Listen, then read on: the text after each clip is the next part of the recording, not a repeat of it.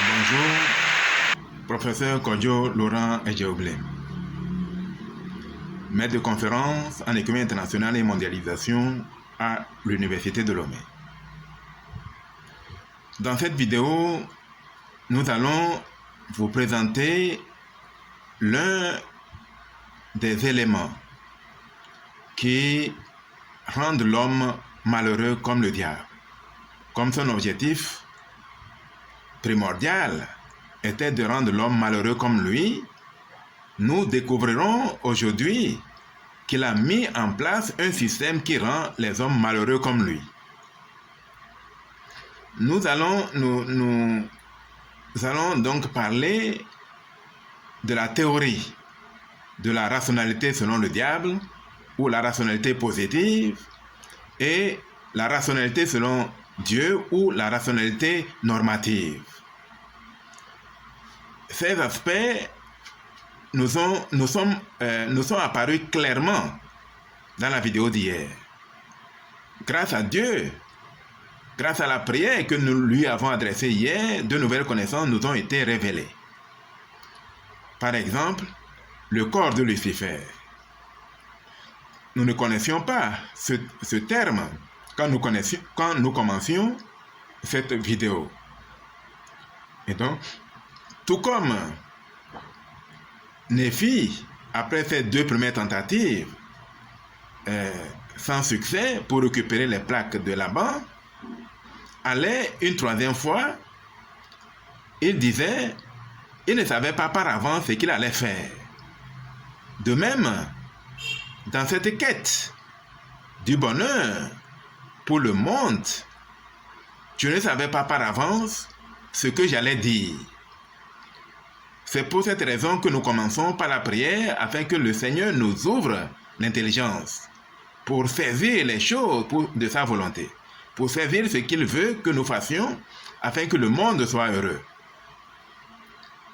Voilà ce que nous allons faire dans cette vidéo. Nous allons donc commencer par la prière d'ouverture. Après la prière d'ouverture, suivra mon témoignage personnel sur la rationalité. En 3e lieu, nous allons présenter l'hypothèse à tester dans cette vidéo, ainsi que ses objectifs. Ensuite, nous allons présenter en première partie de cette vidéo la théorie et la pratique de la rationalité selon le diable. Ensuite, nous présenterons la théorie et la pratique de la rationalité selon Dieu. Dans le premier cas, on parle de rationalité positive ou rationalité diabolique. Et dans le second cas, on parle de la rationalité normative ou la rationalité selon Dieu. Commençons donc par la prière. Ô Père Saint, Dieu infiniment glorieux dans les cieux, nous, tes enfants, nous sommes à nouveau devant toi pour te rendre grâce, pour te glorifier, pour te louer de ce que tu nous as révélé des choses nouvelles hier. Depuis hier, nous savons que Nebuchadnezzar a commencé un royaume, un système diabolique. Il est continué aujourd'hui par les puissances de l'OCDE. Ils sont les rois, les présidents de ces royaumes qui sont des réminiscences du royaume de l'Empire romain, sont donc les successeurs légitimes de Nebuchadnezzar. Ces puissances-là constituent donc le corps de Lucifer. C'est à juste titre que le Christ a dit « Mes disciples ne sont point de ce monde. Ils sont dans le monde, mais ils ne sont point de ce monde. » Il est clair donc que quiconque veut être heureux doit sortir de Babylone. Babylone a continué sous diverses formes jusqu'aux puissances diabolique d'aujourd'hui. Nous prions afin que nos frères et sœurs qui appartiennent ou même qui gouvernent dans ces royaumes sortent de Babylone et qu'ils rentrent en Sion pour être heureux. Nous prions pour qu'ils rejettent, pour qu'ils comprennent clairement la portée de la rationalité diabolique et qu'ils la rejettent massivement pour choisir la rationalité divine, pour être heureux.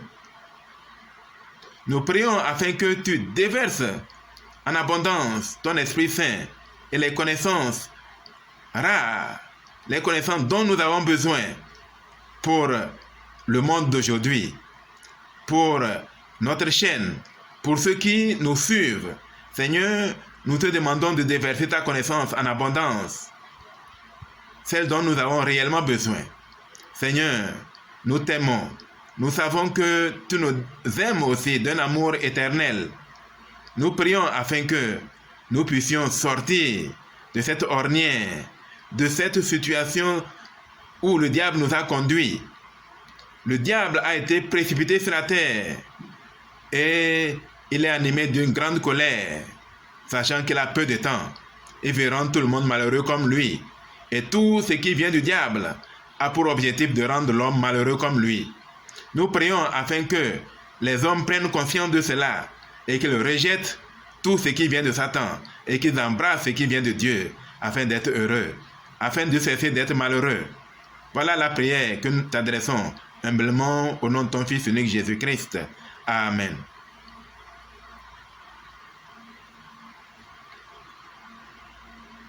Maintenant, mon témoignage sur la rationalité divine.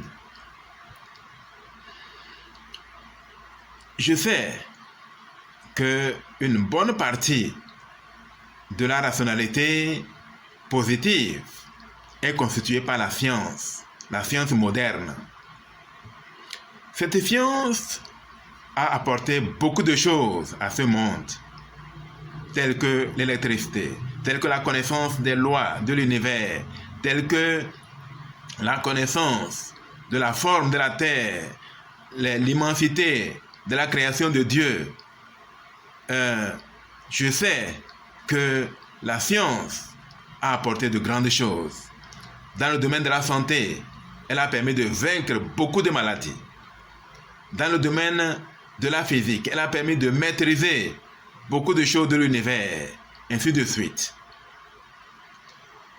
Mais cette rationalité diabolique ou humaine a des aspects diaboliques.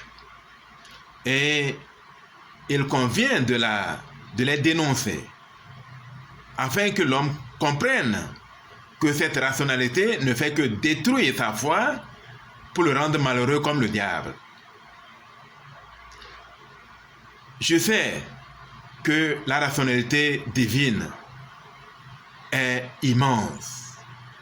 C'est le plus grand bienfait de Dieu pour rendre l'homme heureux. Nous savons que Dieu a créé l'homme pour qu'il soit heureux et non pour être malheureux. Pour cette raison, tout ce qui rend l'homme malheureux n'est point de Dieu. Nous allons voir tout à l'heure que la rationalité, selon le diable, a amené progressivement l'homme à croire que les ressources sont limitées, alors qu'elles sont illimitées. Je sais que les ressources de la terre et de l'univers sont illimitées. Cette croyance que les ressources sont limitées est en train de conduire certains hommes qui relèvent de Satan à réduire la population mondiale, alors qu'il faut plutôt l'augmenter. Ce sont donc des thèses sataniques. Nous prions pour que tout le monde puisse comprendre cela. Je vais maintenant expliciter certains aspects de la rationalité divine, comme étant une connaissance exacte que j'ai par le pouvoir du Saint-Esprit.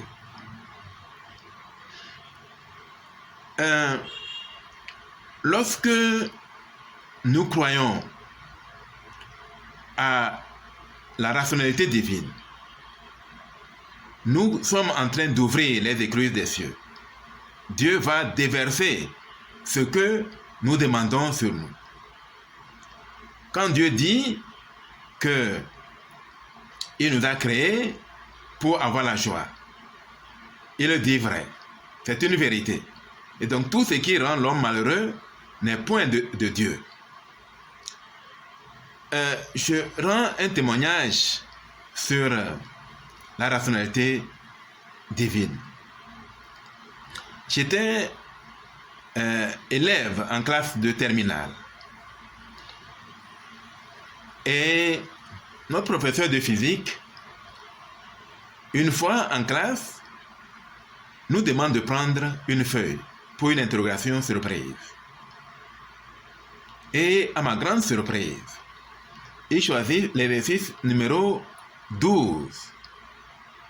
Quiconque a utilisé les livres de physique des classes de terminale D, c'est que le numéro 12 est l'exercice le plus difficile des 12 exercices présentés à la fin de chaque chapitre.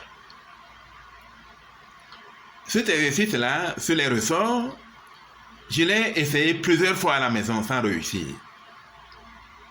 Et à ma grande surprise, c'est cet exercice-là que notre professeur de physique a donné comme exercice d'interrogation écrite. Et ma surprise a été de courte durée. J'étais un peu affolé, pour quelques secondes seulement. Puis, je me suis dit, j'ai un avantage. J'ai déjà essayé cet exercice plusieurs fois. Cette fois-ci, peut-être que je vais m'en sortir. Et j'ai commencé à le traiter comme si j'avais la solution. Et en moins de 5 minutes, j'ai fini de traiter correctement cet exercice-là. Parce qu'en physique, quand tu trouves la réponse, tu sais que tu as trouvé.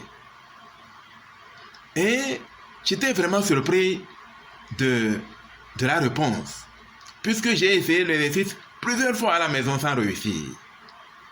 Et cette fois-ci, j'ai puisé dans la rationalité divine. La rationalité divine nous enseigne que les ressources de Dieu ne sont pas limitées. Les ressources divines sont illimitées. Il suffit d'avoir les moyens, nous pouvons puiser dans la rationalité, dans les ressources divines pour faire nos choses terrestres. Je sais aussi par expérience que les ressources sont illimitées. Sinon, quel a été le budget de Dieu pour faire la terre? Les ressources de la terre sont immenses. Le soleil est constitué d'autres ressources. La lune, les étoiles, les galaxies, ce sont les ressources.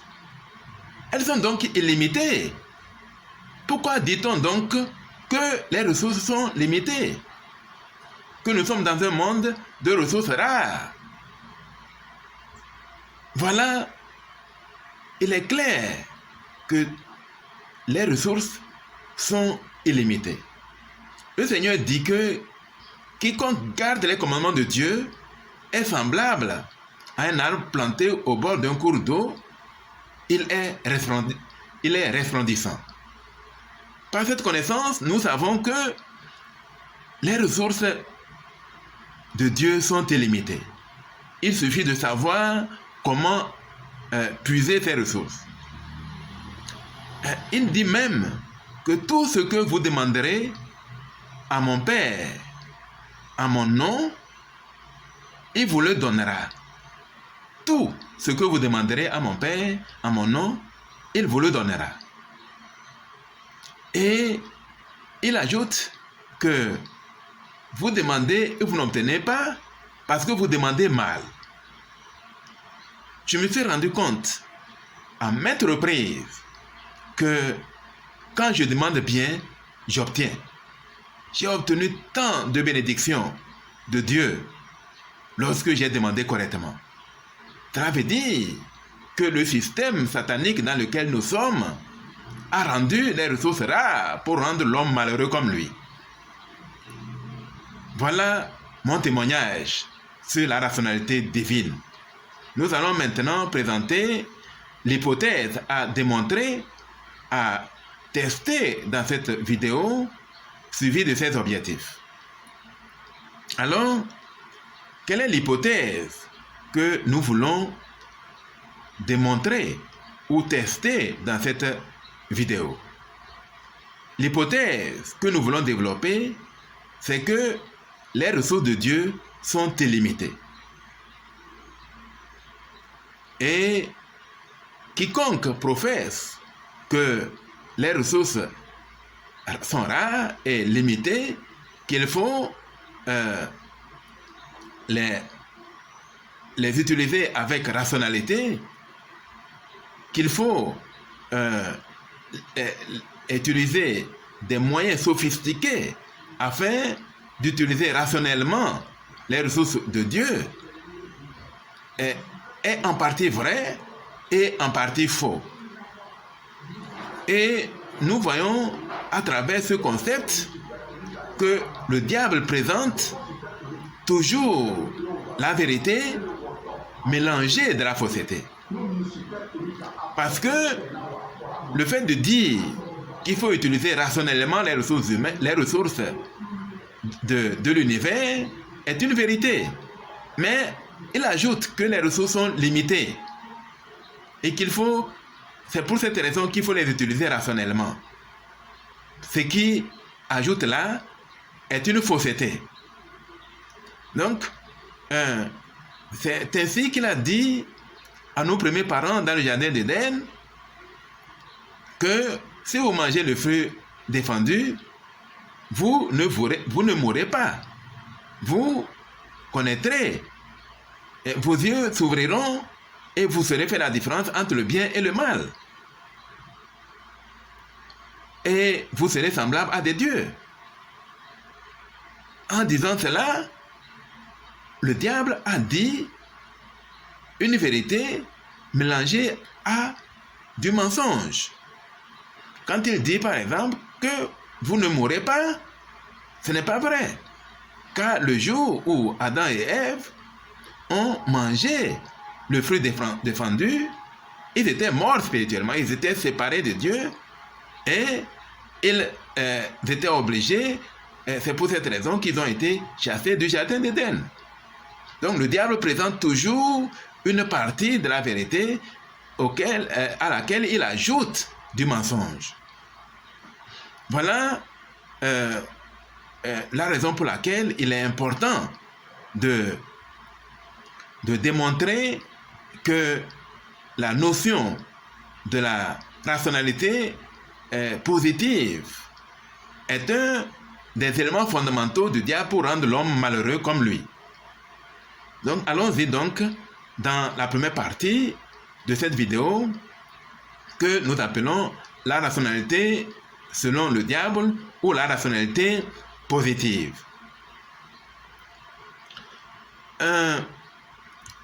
Il faut rappeler que le monde d'aujourd'hui est gouverné selon le principe de la rationalité.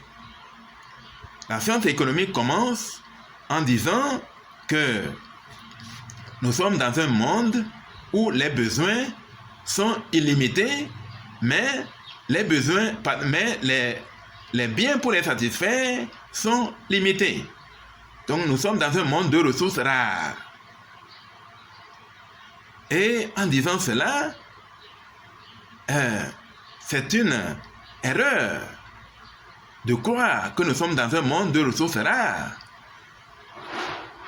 Si les ressources étaient rares, donnez-nous quel était le budget de Dieu pour faire la terre, le budget de Dieu pour faire la lune, le budget de Dieu pour faire le soleil. D'où viennent toutes ces ressources si elles sont limitées? il est vrai que pour faire la terre, la quantité de ressources à consacrer à la terre est prédéterminée. Il ne faut pas plus, il ne faut pas moins de ressources pour faire la terre. Il faut faire la terre rationnellement. Mais cela ne veut pas dire que les ressources sont limitées. Parce que pour faire le cœur de l'homme, le cœur doit peser un certain poids. Pas plus ni moins que ce que le corps peut supporter. Donc, chaque corps humain a une dimension, a une quantité de ressources qu'il faut respecter. Mais cela ne veut pas dire que si l'homme voulait faire un homme grand comme un éléphant, qu'il ne pourrait pas le faire. Mais l'homme, avec sa taille humaine, a été choisi par préscience. Dieu savait que l'homme a besoin de ce niveau de poids, de taille, et ainsi de suite, pour pouvoir vivre sur la terre et obéir au commandement et passer le test de Dieu qui permet de rentrer dans la vie éternelle. Pour ces raisons, les ressources ne sont point limitées. Mais le diable nous dit, ou la science humaine nous dit que les ressources sont limitées. Beaucoup de terres sont consacrées à cela. Quand vous prenez le calcul économique, il est fondé essentiellement sur la rareté des ressources, la maximisation de la production sous contrainte des facteurs de production. C'est le programme dual. Le programme primal. Le programme dual dit qu'on maximise et qu'on minimise les coûts de production sous contrainte de la production. Tout cela est juste, sauf que le fondement de la rationalité est faussé. C'est parce que pour chaque chose que l'on doit fabriquer, il faut une quantité prédéterminée de ressources. Cela ne veut pas dire que les ressources sont limitées. Cela veut dire qu'il faut les utiliser rationnellement, intelligemment. Mais cela ne veut pas dire que les ressources sont limitées. Quand on lit l'ouvrage d'Adam Smith sur les causes de la richesse des nations, nous voyons qu'il développe beaucoup d'aspects sur la rationalité. Il dit par exemple que la frontière des possibilités de production d'un pays, c'est le lieu géométrique de toutes les combinaisons de production obtenues par une économie lorsqu'elle utilise toutes les ressources disponibles avec la meilleure technique disponible. Voilà ce que développe Adam Smith. Cette thèse a été reprise par ses successeurs comme David Ricardo et autres pour montrer que une économie peut produire en deçà de sa frontière, mais pas au-delà de sa frontière des possibilités de production.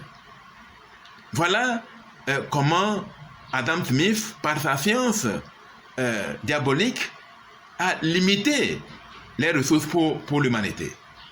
Il amène l'homme à croire que les ressources sont limitées, et ce faisant, l'homme limite par lui-même les ressources de l'univers, afin de créer de la pauvreté, afin de créer du chômage, afin de créer du malheur. Voilà la science, comment la science amène progressivement l'homme à ne pas croire en Dieu, à ne pas croire à la condition illimitée des ressources terrestres et de l'univers. Voilà, donc il est clair que la déesse Mercure, qui est une déesse de l'Empire romain, a introduit ce mensonge sur la rareté des ressources pour rendre l'homme malheureux. Est-ce que l'homme n'est pas malheureux du fait de la limitation des ressources? Progressivement, l'homme a cessé d'utiliser son pouvoir a cessé d'utiliser la foi pour se procurer des ressources abondantes que Dieu a laissées à sa disposition. Et en le faisant, cette rationalité diabolique détruit la foi de l'homme. Cette rationalité amène l'homme à croire que les ressources sont limitées. Et quand il cherche, parce que en croyant que les ressources sont limitées, il se limite lui-même et n'obtient plus les ressources et tombe dans le dénuement et dans la pauvreté et dans le malheur et finit par renier Dieu, il finit par croire que Dieu n'existe pas puisqu'il n'a pas le bonheur promis.